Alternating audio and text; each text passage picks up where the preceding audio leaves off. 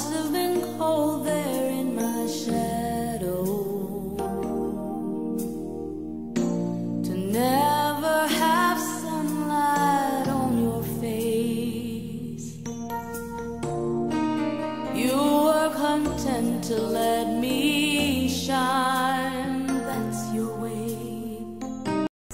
Happy Mother's Day po mga ka-Arebs. Nandito po tayo ngayon sa May Kawayan, Bulacan para sa isang Mother's Day surprise gift delivery galing kay Ma'am Myla Carlos all the way from USA. Tara, samahan niyo kaming surprise si Ma'am Beth Saris. Hello po, kay Nanay Beth. May deliver po kayo, ma'am. Yes po, dito po kayo. May re-receive lang po kayo. Ito po, may bubuksan po kayo. Papaiyakin nyo. Ano ba yan? Ayaw ah. Natsura. Ano yan? Sige ma'am, pa-open po. Opo. Pag ano? Open po. Ay! Ay! Happy Mother's Day! Sino? Dito ba? Ayaw may padala. Ay, naku. Ayan po, may nakaalala po sa inyo ngayong Mother's Day.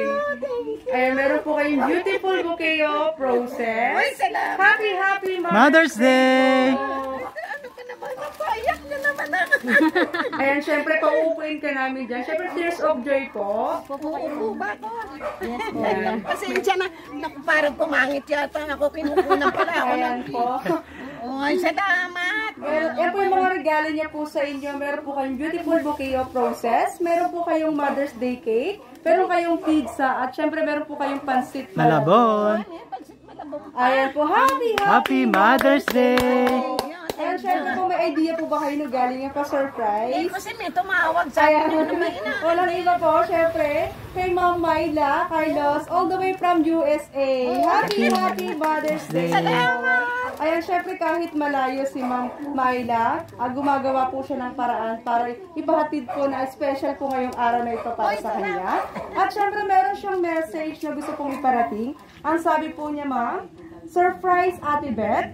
I thought of you and want to greet you a happy Mother's Day and to say thank you for all you.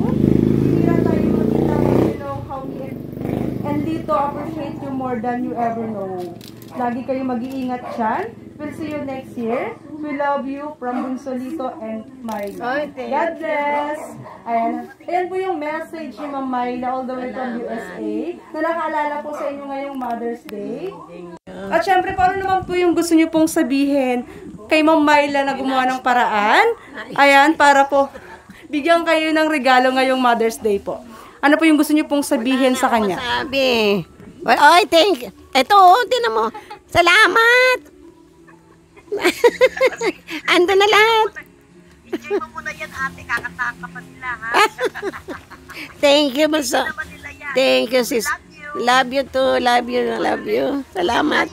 Oh, sige. Sige. Bye-bye. Thank you.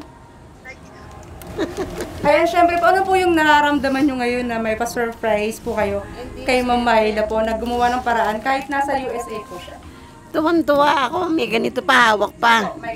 May mic pa. Ano ba yan? Ano to? Gift delivery. Ito ang pangalan nyo. Mahal yata service ito pag nagpaganito ako. Mahal ba?